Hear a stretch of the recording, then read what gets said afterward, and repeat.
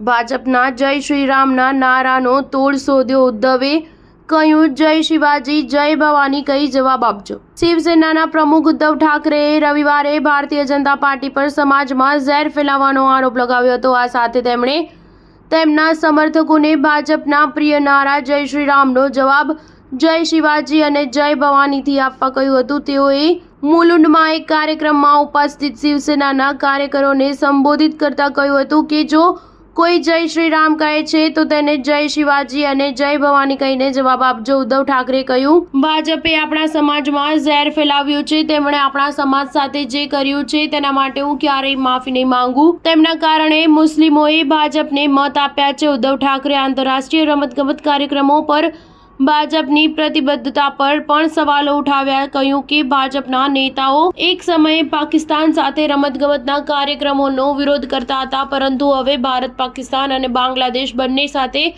Cricket match રમી રહ્યું છે। શિવસેના પ્રમુખે વિધાનસભામાં મહારાષ્ટ્રના મુખ્યમંત્રી દેવેન્દ્ર ફડણવીસે તાજેતરમાં જ કરેલા કટાક્ષનો પણ જવાબ આપ્યો।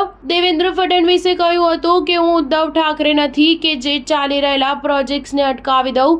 ફડણવીસના જવાબમાં તેમણે કહ્યું કે તમે ક્યારેય ઉદ્ધવ ઠાકરે નહીં બની શકો। સ્ટાર ન્યૂઝ 7 હંમેશા સચ્ચાઈની સાથે।